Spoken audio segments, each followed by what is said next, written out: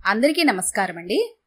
ఈరోజు మనం వాణిశ్రీ గారు రచించిన అమెరికా జైలు అనే ఓ చక్కటి కథను విందాం.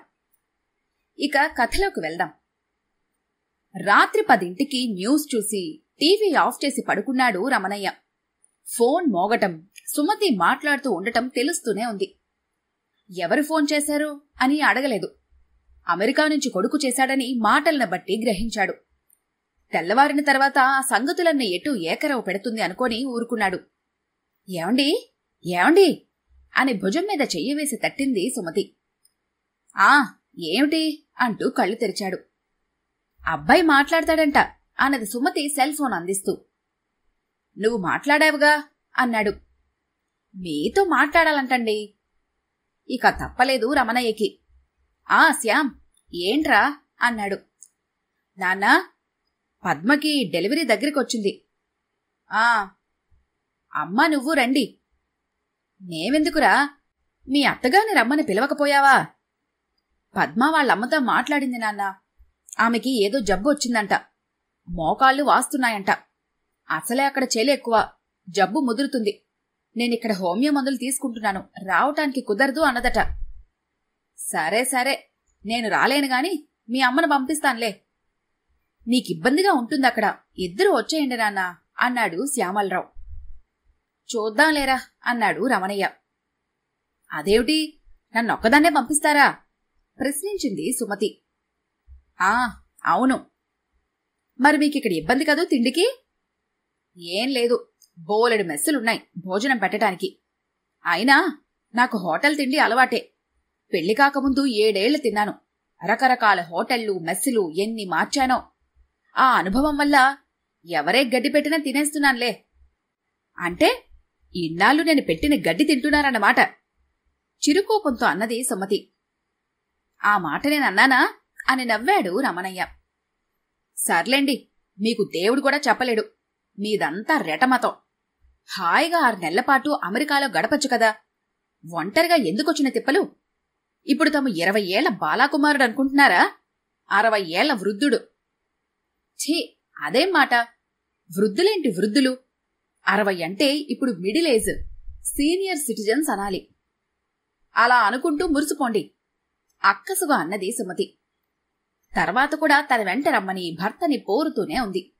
అతను వినటం లేదు. నాకేం తోచదక్కడ. చదువుకోటానికి పుస్తకాలుండవు. ఆన్లైన్లో చదువుకోమంటాడు నీ కొడుకు. నాకా నచ్చదు. హాయిగా చేత్తో పట్టుకుని పేజీలు తిరగేస్తూ చదువుకోవడంలో ఉండే ఆనందం ఆన్లైన్లో ఉంటుందా? రోజులన్నీ ఒకేలా ఉంటాయా?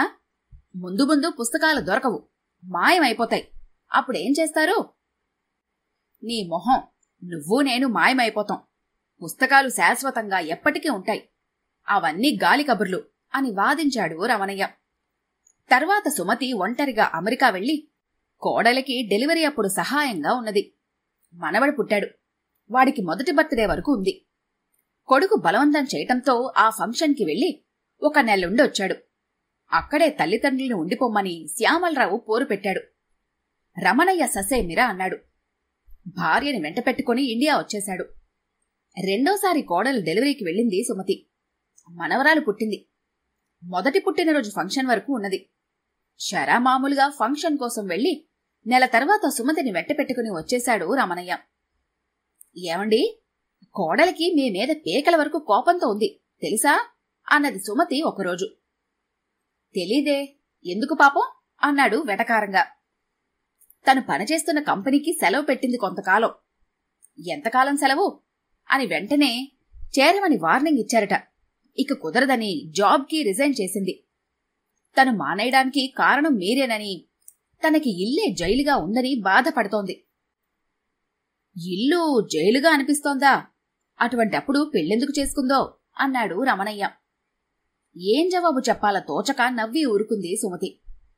సొంతింట్లో ఉండి పిల్లల్ని చూసుకుంటూ సంసారం చేయటం జైల్లా ఎందుకు అనిపిస్తుందో ఈ కాలం అమ్మాయిలకి. హోమ్ మేకర్ తక్కువది కాదు. ఇప్పుడేదో అవకాశాలొచ్చి ఉద్యోగాలు వస్తున్నాయి అమ్మాయిలకు. అలా అని అవసరం లేకపోయినా అమెరికా, ఆస్ట్రేలియా అంటూ జాబుల కోసం ఎగబడి వెళ్లిపోవటం గొప్పేం కాదు. కొంతకాలం సరదాగా జాబ్ చేసినా పిల్లల కోసం మానేయాల్సిందే. వాళ్ళని క్రష్లో పడేసి క్షోభ పెట్టడం ఎందుకు? కాలమహిమ, మనం ఏం చెప్తాం అన్నది సుమతి. అదేం కాదు, జరుగుబాటు. ఇల్లే జైలు అనుకుంటే మన అమ్మలు అమ్మమ్మలు ఏమనుకోవాలి? నేనెందుకు అమెరికాలో ఉండనన్నానో అర్థమైందా? మనం వాళ్ల కోసం జైల్లో ఎందుకుండాలి? మనం ఉండకపోవటం వల్లనే గత్యంతరం లేక కోడలు ఉద్యోగం మానేసింది. అదేంటండి అలా అంటారు? మనకు జైలేంటండి? అమెరికాలో ఉంటే జైల్లో ఉన్నట్టా అన్నది సుమతి. అవును, అమెరికా జైలే మన బోటి వాళ్లకి. ఇప్పుడు అమెరికా జైల్లో ఉన్న నా కొలీగ్స్ ఫోన్ చేసి వాపోతూ ఉంటారు. పుట్టి పెరిగిన ఊరొదిలి బంధుమిత్రులకు దూరంగా ఉండాల్సొచ్చిందని బాధపడుతూ ఉంటారు. పిల్లల్ని పెంచి పెద్ద చేశాం, ఇప్పుడు వాళ్ళ పిల్లల్ని పెంచుతున్నాం. ఇంటి బాధ్యత మా పైకి నెట్టి వాళ్లు హ్యాపీగా తిరుగుతున్నారు అంటూ ఉంటారు అంటూ నవ్వుతూ చెప్పాడు రమణయ్య. ఇక చాలండి మీ సుత్తి. మన పాలెట అమెరికా ఒక జైలని అర్థమైంది నవ్వు ఆపుకుంటూ అన్నది సుమతి. ఆయన చెప్పింది కూడా నిజమే కదా అని మనసు చెబుతున్నా బయటకి మాత్రం ఆయన మాటల్ని కొట్టిపాడేస్తూ నవ్వేసింది. ఈ కథ కనుక మీకు నచ్చినట్లయితే లైక్ చేయండి, షేర్ చేయండి. మరిన్ని ఇంట్రెస్టింగ్ కథల కోసం మా ఛానల్ని తప్పకుండా సబ్స్క్రైబ్ చేసుకోండి.